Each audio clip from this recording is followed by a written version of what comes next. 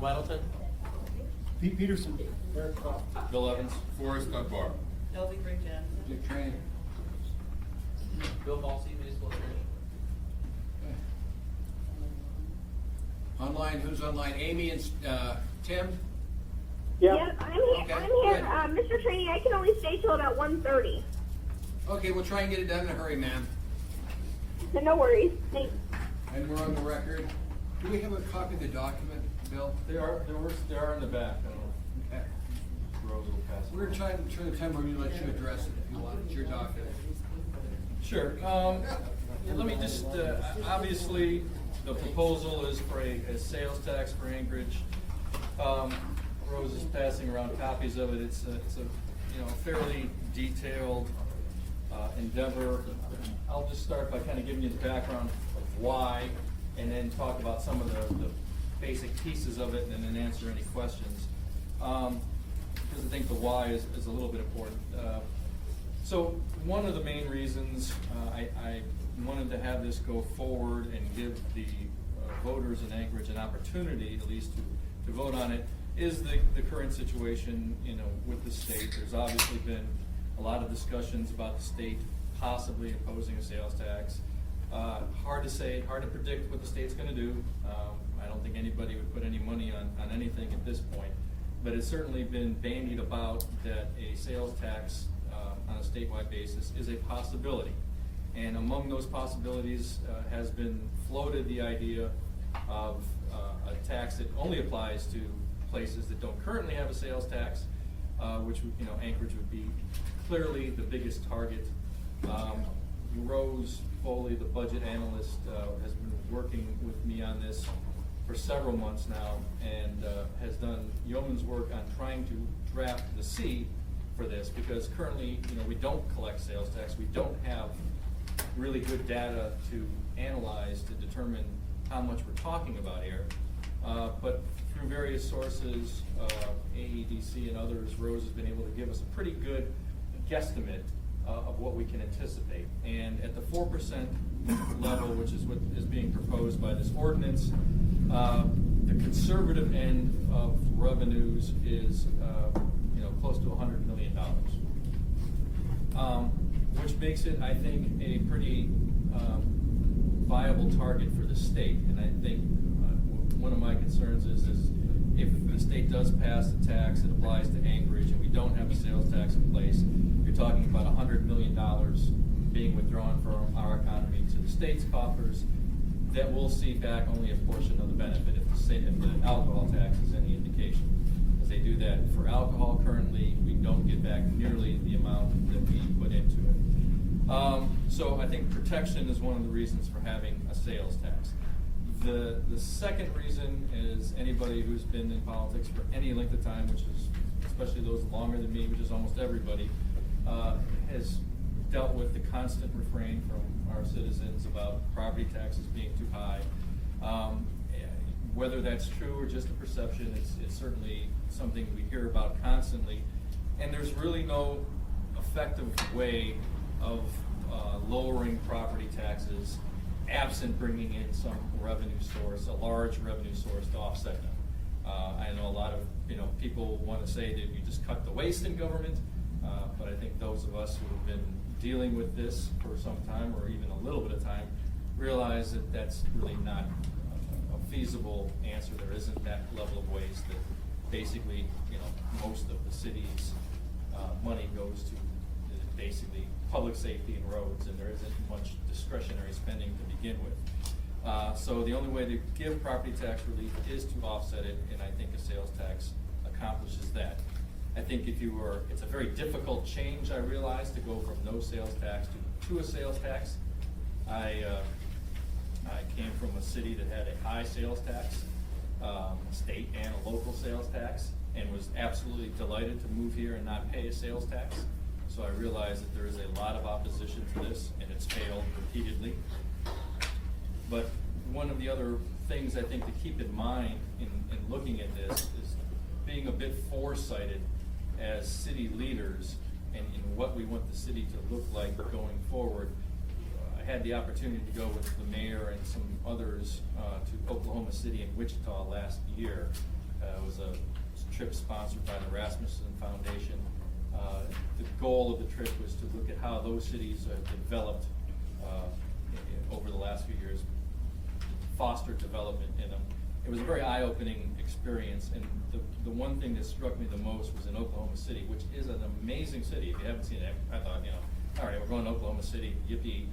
But really, I would move there. I keep talking to my wife about retiring there, because they've done a tremendous job in that town. And one of the mechanisms, not the only one, but one of the main mechanisms they've used is this program called MAPS, which adds 1 cent to their sales tax. They have an existing sales tax, they add 1 cent for very specified capital improvement projects, and the voters have to approve it. They collect the tax, and they don't build the project until they have the tax in hand. So they'll gather that money in, and then they pay cash, basically, to do all these improvements. And as soon as the tax has been paid, it ends. And then they go on to the next one. I think they're on their third version of MAPS now.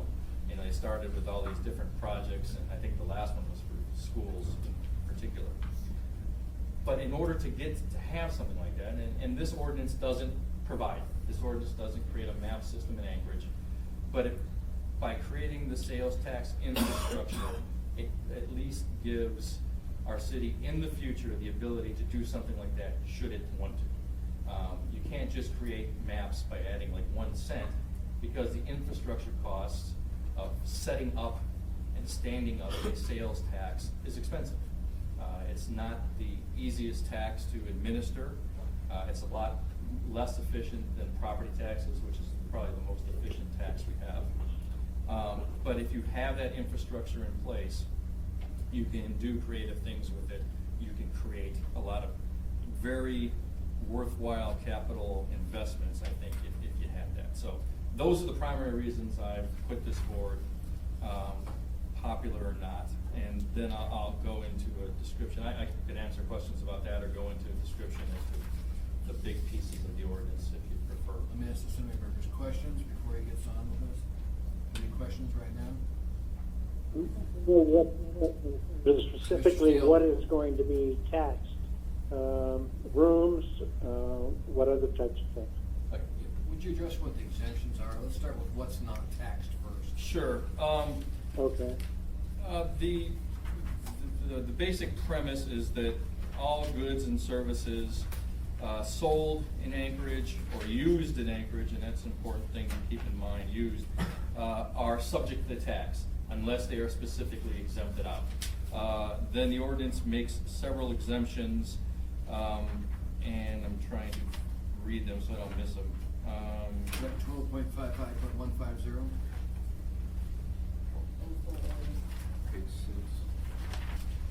All right, everybody except me knows where it's at. Yeah, the ones to keep in mind that I think most people are interested in, and the purpose for the exemptions is largely to try to curb the regressive aspects of a sales tax. It's one of the main opposition to any sales tax is more regressive than an income tax, which is progressive. But by exempting from the tax as many of the necessities as we can, we tend to mitigate some of the regressive aspects of the tax. So the things that are exempted are sales of food, and that is just, the definition of food is basically food that can be purchased with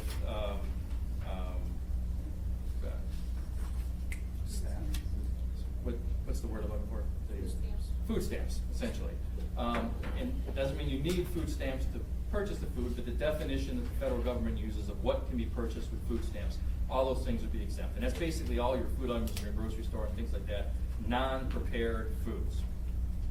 So restaurant meals would be taxed because they're not only a service, but they're also prepared foods. How about restaurant alcohol, where you buy dinner, you buy food, you also buy alcohol? Will alcohol be taxed? Alcohol is currently taxed under this.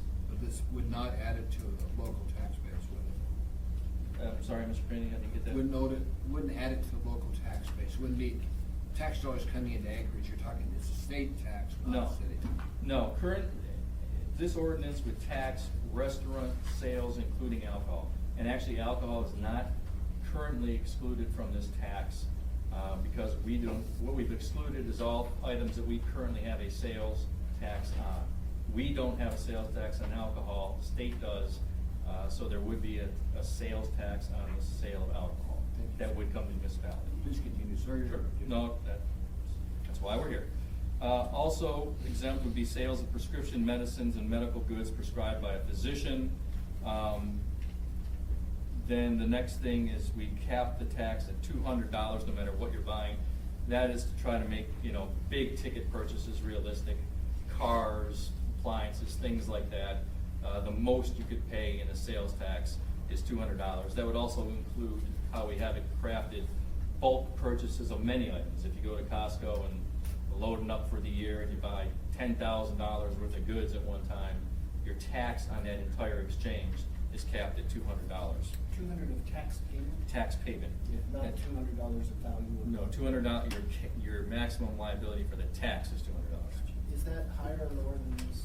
I mean, is that an average? Included in that? Excuse me, Mr. Steele? I'm sorry, automobiles also would be included in that? Yeah, any $200? item that you purchase, the maximum tax you could pay is $200, no matter what it is you're buying. And as far as Mr. Croft's question is where that fits, we looked at a number of different, I think the $200 was a little bit more on the higher end of actually charging a little more than some of the other taxes, especially those in the state that I looked at. Mr. Peterson, I'm sorry. Thank you, Mr. Chairman. And so, and this might be in here somewhere that I haven't seen it yet, Bill. What if somebody is selling something in the newspaper, a used car they're selling themselves, or guns, or whatever they're selling via the internet or something? Is there a sales tax on that, or? No, and I can't remember where it's at. Section Private. 14, isolated sales by one individual to another, when a seller is not generally engaged in business. Bless you, Mr. Dunbar. Those are exempt, okay, thank you.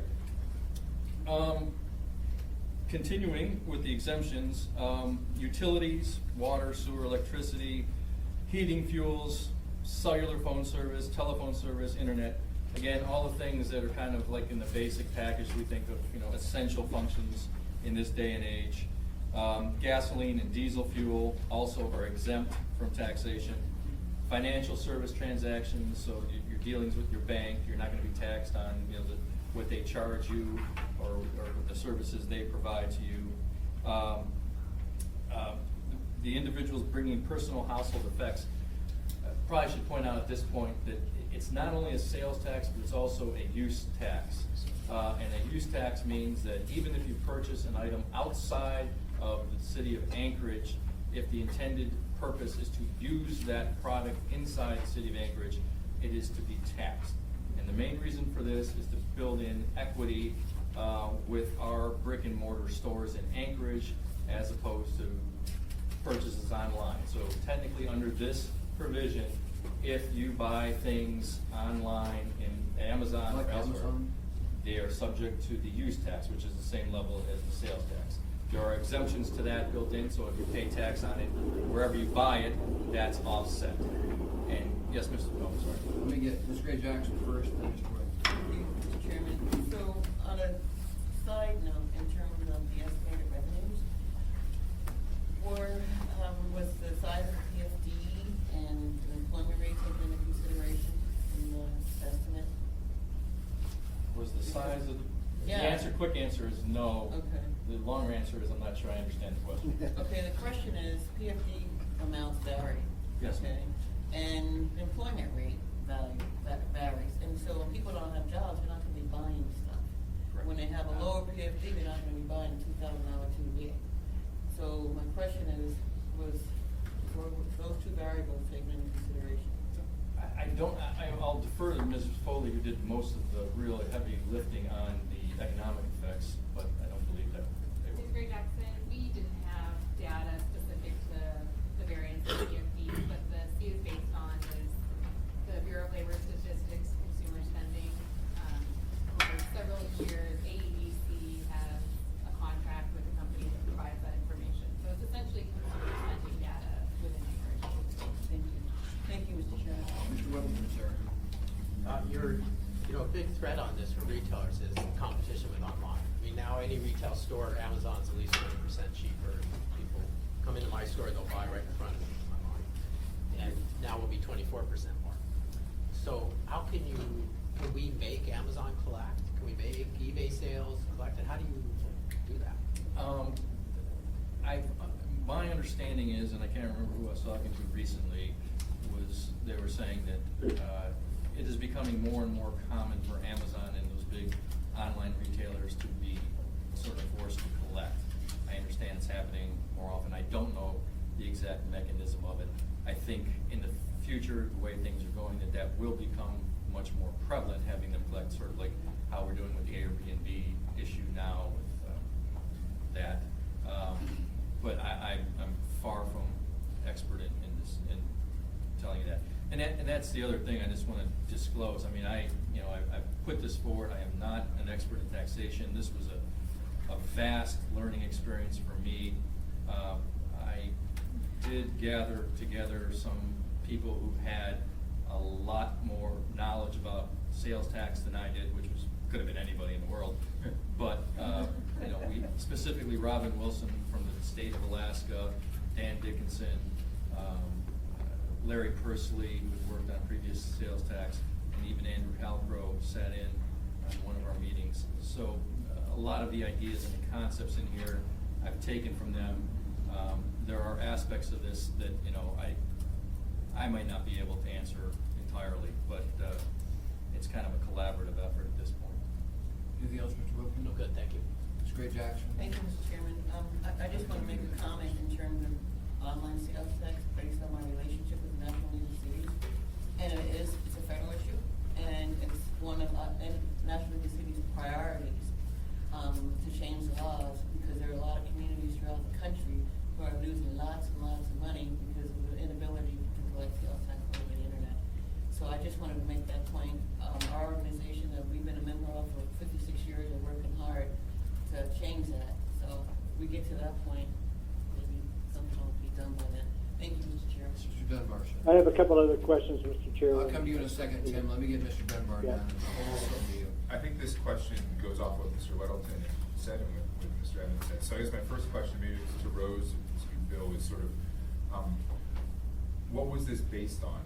So the sales and use tax is sort of a standard practice amongst other cities. Is there a city that we look to that's sort of comparable to?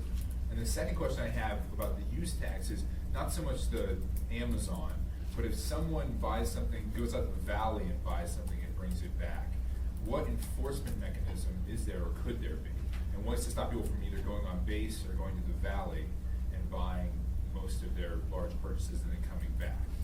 How do we enforce that? Sure. Let me take a whack at it, and Rose can follow up when I screw up.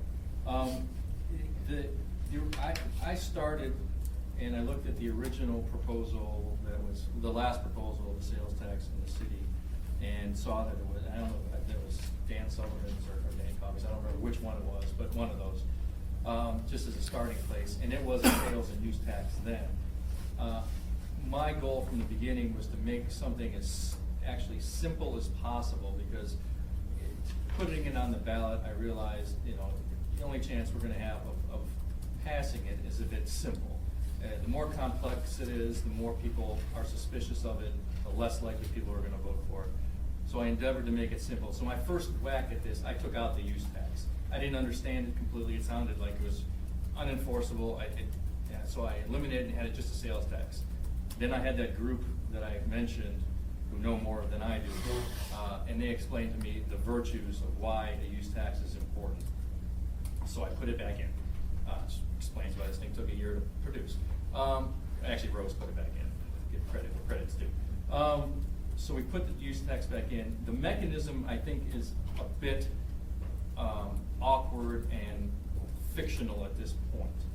Technically, what it requires is for people who are purchasing items outside, whether it's in Matsu or whether it's in Seattle or online, they have to basically file a report and file tax. For individuals, that sounds ludicrous, and I agree. And matter of fact, I added to this a $1,000 exemption. So the first $1,000 you purchase outside are exempt from tax, because I didn't want somebody buying one book on Amazon who is very diligent and feels that they need to abide by the law, file a tax on that. So $1,000 off the top for use tax is exempt. But what I learned from that group was that the biggest component of people that do this are your big corporations, ConocoPhillips, places like that. They bring in huge amounts of things or build things here in town for use here. And those type of entities, there is a better record for. Those are the ones, until the federal law changes and you can have, I think, collections be made at the point of sale for regular people. Your use tax is mostly gonna be focused on big vendors that bring in things. And also, the other big use tax are cars, because there's a record through DMV when somebody purchases cars, you have some ability to enforce that. But the reality is, and I think it's across the board nationwide, most places do have use tax for that equity reason, but there are big gaps in actually enforceability of it. And now, if Rose, if anything you want to add to that, that I Mark's think you covered it pretty well. Let me go to Mr. Steele. You done, Mr.? Yeah. Mr. Steele, sir? Yeah, I just had a couple of questions. Let me fire them off, and then folks can answer them or not. Cost to implement, if we have an idea what it's going to cost to run it, and the other is how much we might get in revenue. I didn't hear a number. Also airline tickets. Get folks who work on the slope and fly out, or do we get any tax revenue from that? And we had talked at one time about the argument being, hey, we need more revenue. It's either going to be sales tax or it's going to be increased property tax. Is there an offset to property tax? Okay, let me, Go ahead, sir. yeah, I'll try to answer those. If I don't get them all, Tim, just remind me, because I've already forgotten the first one. What was the first question? Cost, okay, yeah. What is your name? Thank you. It's something that, and Rose or Dan can probably give a better answer on it. It's expensive, is the short answer, to set up the system. There's a sales tax is very intensive to administer. I can't remember what the initial startup number was. The 3.5 million seems to ring a bell, but if Dan, or is that? The recurring costs in the first full year is about $3.5 million. The startup costs, which sort of includes a partial year of ongoing costs, but also some one-time costs, software and others. I think it was 2.9, something like that. So it's several $1 million. The downside of this is it is expensive to start up, and it does, you do have to increase staff in order to operate this system. We did specifically keep those costs outside the tax cap so that we're not going into the hole to set up this system. So the revenue to do that is outside the cap, and we're not creating a hole for that. The actual income, the revenue that we estimate, the conservative end was, I believe, $85 million was the lowest end. We're at about 98 million. 98 million to 180. Based on consumer spending. Yeah, so the revenue we anticipate at the 4% level, and again, it has to be considered a guesstimate, because we don't have really accurate data on it. But the conservative end is around 98 million, and the higher numbers that I saw were closer to 180 million on the higher end. So that's the range we're looking at. And let me just add, I don't want to keep talking, and one of the complexities that we had to work through was because of that unknown factor in how much sales tax was going to generate. This was drafted so that the sales tax revenues collected in 1 year are applied to the next year's budget. So we get the sales tax revenues in first before we do the budgeting for the next year, so that we're not forcing the administration and the assembly to do sort of wild guesses of what it's going to be, because we don't want it to be wrong about that and completely short the property tax collections 1 year. So we've got that sort of staggered that way. That opened up tremendous complications because of our tax cap, because technically in that first year, we are collecting more taxes with the property tax and the sales tax than would otherwise be allowed. So Mr. Falsey and Dean Gates worked, especially at the very end of this, late nights and weekends to come up with a very creative fix for that so that we can collect those taxes one year and apply them the next year. And that's in the documents towards the end of the document, but it took a lot of work on their part to get us to that point. I just want people to be aware of that. As far as airline tickets, Tim, yeah, airline tickets, I think, for anybody would still be subject to taxation under this, unless I'm wrong. There may be a federal law that preempts anybody from the global sales taxes on airlines. That would make sense. There is, and they've been exempted in your. The anti-head tax act. Okay, so no, Well, they don't. the less we have in terms of deductions or things that won't be taxed, the easier it is to implement, I would think. So, anyway, thank you. Mr. Peterson, sir? Thank you, Mr. Chairman. And I was just looking down here toward the bottom of page 2, and so it looks like if someone is bringing something back from the War 48 and they've already paid a tax on it, then we wouldn't be double dipping. They wouldn't be paying sales tax in Washington State here at the same time. That's correct. On the same line. Yes, sir. Okay, and additional items, Good, Chair, sir. if I might. Rose or Bill, have you done an estimate as to what percentage of this tax that would be paid annually would come from tourists? Any idea? Guesstimate? We don't, the majority of visitor spending is room tax or accommodations, which are already covered under room tax. So that wouldn't be any additional revenue.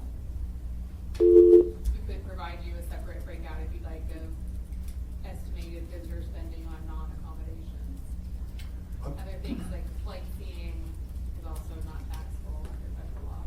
Peterson? Well,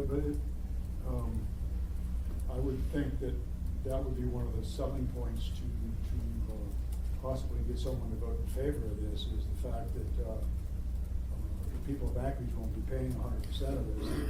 A certain amount of this money, several million, would be coming from visitors who we've been providing infrastructure for the tourist industry for decades and not got a whole lot back for it, other than maybe a room rental tax or a car tax. And this would be the tourists' opportunity to sort of pay their own way a little bit.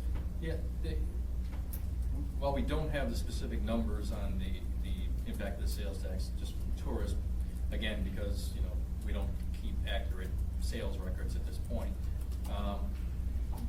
Like I said, I really tried to create a very simple bill at first. Not only did I take out the use at first, I took out services first. I wasn't even going to include services. It was going to be a tax on goods. But again, the group made it very clear that we're not going to get very much bang from tourists if you don't include services. So all the restaurants and things like that, the things that tourists do use in town when they're here outside their bed tax, not car rental, but flight services, the little, go fly around Denali, all the other tourist attractions and services that they do purchase, those would be subject to the tax. Restaurants, of course, t-shirt shops, all that, those type of things. So that's where we get the money from the tourists. The exact amount of it, we don't know yet. We can try to guesstimate that, but we can rest assured that they will be paying. The total volume, we don't know. Okay. We All right, do thank have you. some information from Visit Anchorage. It's about $937 for your average visitor this year, about 3.5 days. If you figure, it doesn't break out the time of year, so in summer, which is high season, you're probably paying $200 a night for a room. So that leaves you with just over $300 that may or may not be taxable. Mr. Dunbar? Well, this very much, I have a comment and then a question, and it goes very much off of what Pete just said. So Pete and I represent an area where there are a lot of renters, and I think there's skepticism in my community that the offset in the property tax will actually be reflected in lowering of rents. And if that's the case, then the sort of working people in my district are gonna pay a disproportionate amount of, they're gonna pay the tax and they're not gonna get much of the benefit back. And and which is why I've expressed to Bill before that I prefer a seasonal sales tax so that we could capture more of those tourist dollars without having, and it wouldn't be as large, obviously. So my question is, rather than break it down based on who is paying, have you guys been able to do any kind of estimates on the revenue month to month? So would the revenue spike in certain months as opposed to others? And what would happen if, let's say the tax ran from May to September instead of the whole year? Now presumably it would cost about the same to get it running.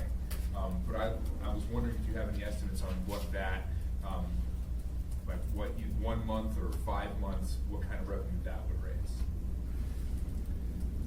We didn't do that analysis. I think, I think we all realize, at least as far as commercial transactions in Anchorage, you have a big spike around PFD time in October, which I would imagine the sales and things like that go up. Obviously, the restaurants and those type of services seem busiest during the summer months when it's the main tourist, when you can't get into the restaurant. I think we probably follow the national patterns at the end of the year around the holidays is also a busier commercial retail time of the year.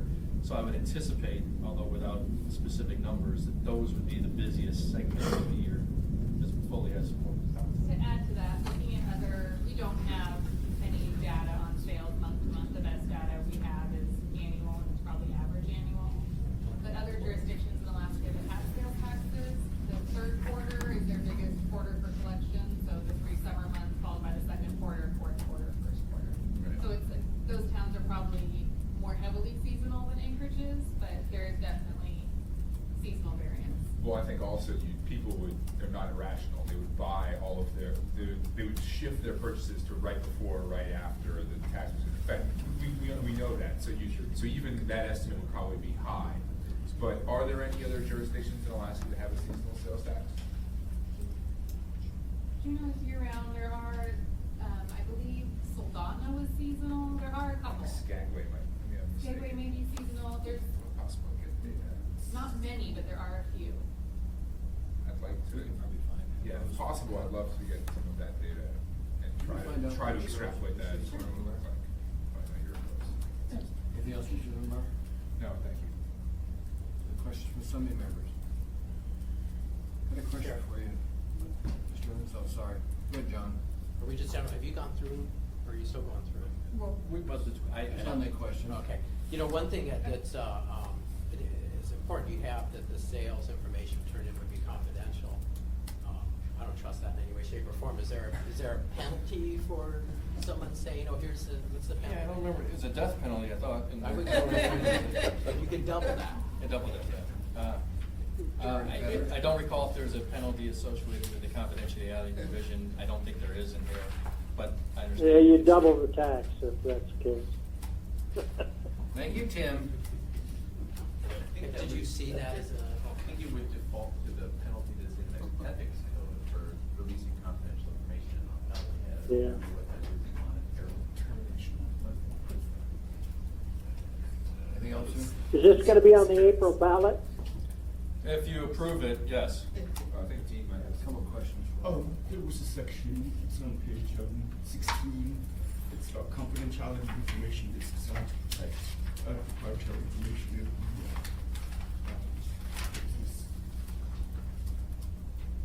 Oh, I see that.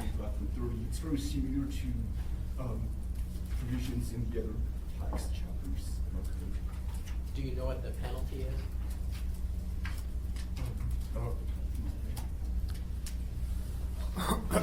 Other questions? Mr. Evans, got a couple of questions for you. Yes, sir. How many city employees are gonna have to put on the payroll to collect this? I'll let Dan. I think Dan, can you tell me how many you're gonna have to have? Yeah, I think it was around 27 full-time employees. That included mostly finance department employees. It would be basically a new division within finance. There would also be a significant effort from the law department because a lot of these issues with sales tax are debated and challenged all the time. So the hearing officer would probably need more resource. The law department would need to be there on a very regular basis, working with this throughout, like in perpetuity. So. So we're taking 20 to 30 new employees? Yes. Yeah, no, high twenties is the estimate. 27, 24 for finance and 3 So for what's the small. cost of these new employees to taxpayers? The ongoing costs will be about $3.5 to $3.7 million. To increase the size of government to collect this?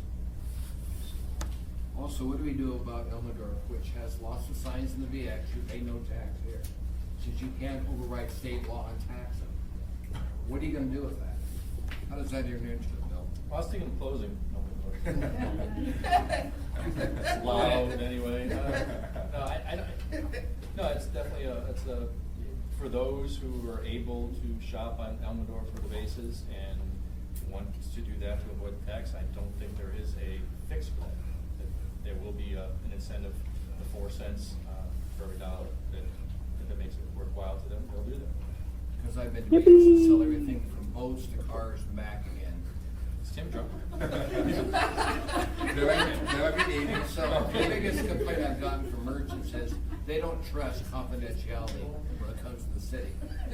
They wanna make sure their information on what they pay for something is absolute. How do we reinforce that? Have any other penalties?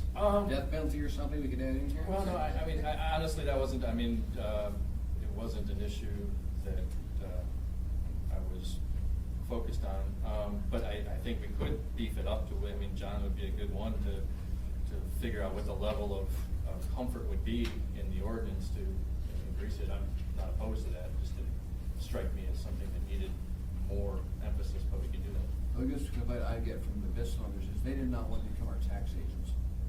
Because there's no mechanism in this to pay them for the cost of collecting this funds and sending it on to us. Well, there Have you is. thought about doing that? Well, actually, it's in there. It's, we allow an offset, they can keep up to 3% of the the tax they bring in to a maximum of $3,000 to offset their administrative costs in collecting the tax Thank you. That's nice, 3,000 a year. per year. Yes, sir. I I'm see. sorry, I keep doing Now, this. you'll need 6 votes on the Senate to send this to the voters, then 60% of the voters to approve it. Is that Yes. correct? Or are you gonna try and do 50% plus 1 that takes 8 votes from the Assembly? Well, actually, it will take 8 votes from the assembly, whether you do a 60% rule or a 50 plus 1 rule. So, because I'd asked one before and somebody told me it was, sorry from legal, so it was only 6 votes, so now it's 8 Well, votes. because of the way it affects the tax cap, we'll have to do a charter amendment. So it have to be a result of a charter amendment either way. So it's 8 votes. You could still do the deny a center workaround if you choose to, but. And I've got I think it was on the I've talked to some of our colleagues, and they would like to see, are you amenable to some tweaks on here? They'd like to see the business inventory tax done away with. That might get them to vote for this if you do away with the business inventory tax. Because most of the business owners hate that business inventory tax. There's one over there, should get head up and down. I'm amenable to any changes that any member wants to make. I put this out here just because I think it's a long-term good idea. I'm not wed to any specific thing. I personally don't want to pay a sales tax, but, so if anybody has better ideas, bring them on. Rose, could you get me the amount of money we have, then we got rid of this inventory tax? How much money we're talking about? I just need to know what it offsets. Thank you, Mr. Evans. Questions from some members? Yes, John? I'll just make a comment, and this is really just from my experience, and this is retail, and then I ran a wholesale business and so on, but, all of our computers and even the cheapest cash register you can buy at Sam's Club has at least one tax key, so that it's not that difficult from a retail point of view. It might be a cars or something like that, but from my point of view, implementing this would be fairly simple. I would run a quarter, I can run it every evening. So you're willing to pay this then? The brutal thing on this is not my collection cost, it's that now it would be that much more expensive than ever. It's already, every retailer in town features Amazon Prime. Brutal. Would this mean that, like, for example, Seattle, we shop there every now and then, we're tax exempt, would then we have to pay the tax that happens down there if we bring it back into Alaska? I believe so. Okay. We're your attorney, even though. Yeah. Other questions from the Assembly members? Anything, Tim, Amy? I'm happy with the presentation.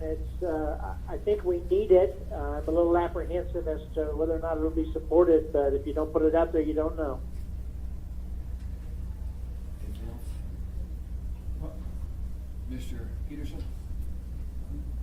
Chairman, so you're talking about the business inventory tax.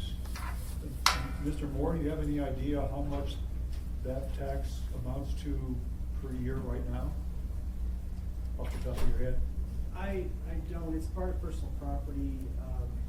The assessor's office actually collects that information. So if we was to talk to them, they probably could give a good estimate, but I don't know off the top of my head. Okay, all right.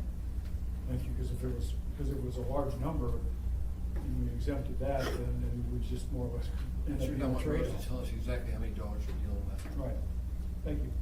Questions from some members? Here. Mr. Evans? Well, Sorry, Mr. Willie.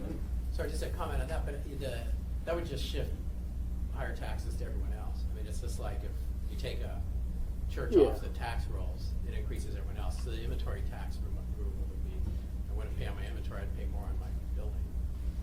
Yeah. Mr. Wilson, not to be snarky, but I have to. It's not unless it took churches off the tax roll, it's the state, and they don't give us any money for that. Understood. Sorry. Anything else? Mr. Evans, go ahead. Yeah, I just, with respect to all of the, there are a lot of points of opposition to this, and any changes we make. I mean, I was always focused in drafting this on the ballot, not the assembly. Not that I'm overlooking the assembly and you guys may turn it down, that's fine. But either way, the hard hurdle is certainly at the ballot. It's been disastrously received every time before. 3 or 4 times. And there's no reason really to expect, other than some change in circumstances, that it's gonna be that much better. So I think the real goal is, if anybody is interested in passing this, to be mindful of that as we make any kind of adjustments. Like when you're talking about the business inventory tax, yeah, I would love to, relieve businesses of that burden. But then again, when you do that, then to the average Joe who's voting on this and sees that or hears that as part of it, they're saying, yeah, oh yeah, the businesses get a big break and I end up paying a sales tax. So this is heavily political, and getting that 60% burden is very difficult. So I just, and those of you, I'm sure, that don't want this tax, that's also a factor. But if you do want to pass something like this, we have to keep in mind that it is a tough sale, and as best we can, we have to keep into account all the equities involved. This has been a very fine balancing act at this point. So just for what it's worth. Thanks, Mr. Dunbar, sir. Just a quick question on this, and also for the red light enforcement. What's the? I'd rather those not be included together. Well, if they're gonna be on the same ballot, this is my point. So what's the latest this could potentially come out of the assembly to make it onto the April ballot? It'll be in front of us for hearing on the 10th of January, I'm told. And Barbara? It'll need to pass at the meeting on the 24th of January. And that's the same for For either of anything you them? want get on the ballot. ballot. And that's because the 31st is the deadline, the 24th is the deadline. I'm gonna say it's like 90 days or something. Okay. So it may not be exactly the 24th, but that's our next regularly scheduled I meeting. would figure for us that we have and we can again in the future, have multiple assembly members, multiple meetings with assembly members. It's not just, we can only do it on that day. We can have a meeting on the 11th, the 12th, 13th, the 14th, whatever it takes to get the work done Right. before the deadline. It can be done by the assembly. It's just a matter of getting the body together. Right, I mean, so if we're going to, Mr. Evans just expressed that he's willing to work with members to maybe try to massage this into a way that it could potentially at least pass the assembly. That to me is gonna require S versions or amendments and probably some more work sessions and that kind of thing. And so, we're a little bit up against it right now. We only have a little more than a month, so. I would encourage the members to contact Mr. Evans with what their ideas are.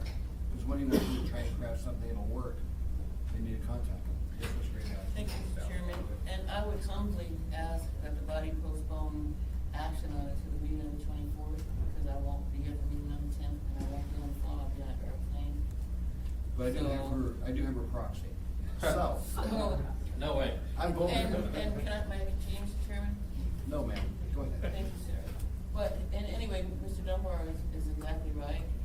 We're gonna have to have more meetings, more work sessions on this issue, and that can be done, so that's not